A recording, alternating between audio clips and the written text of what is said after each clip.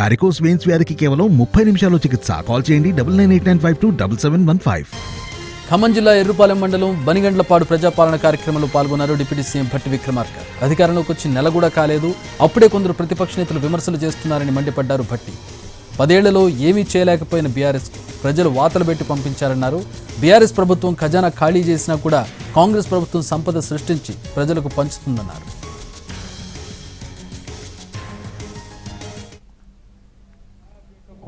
ఇచ్చిన మాట ప్రకారం ప్రజలకు వెంటనే చేయాలనే సంకల్ప బలంతో ఈ కార్యక్రమాలు తీసుకొని ముందుకు పోతా ఉన్నాం.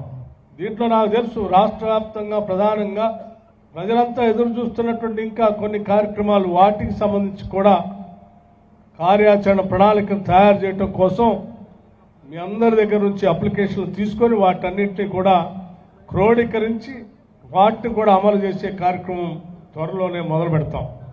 ఎవరు ఆందోళన చెందాల్సినటువంటి అవసరం లేదు.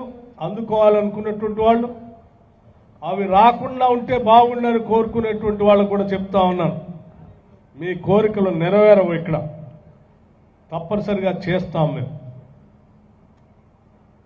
వచ్చి నెల రోజులు కూడా కాలేదు ప్రభుత్వం ఏర్పడి, అప్పుడే ఒక ఆయన మాట్లాడుతూ ఉన్నాడు, 2-3 కాంగ్రెస్ వాళ్ళు ఇచ్చినటువంటి హామీలు ఏం చేయట్లేదు, ఫెయిల్ అయిపోయారు. 10 సంవత్సరాలు పాలన చేసి చెప్పిన మాట చేయకుండా ప్రజల చేత వాతలు పెట్టించుకొని దిగిపోయిన మీరు నెల రోజులు కాకముందే ఇంకా కాంగ్రెస్ వాళ్ళు చెప్పినవి చేయట్లేదని అంటే కూడా నవ్వుతాడు. 4 రోజులు కూడా ఓపిక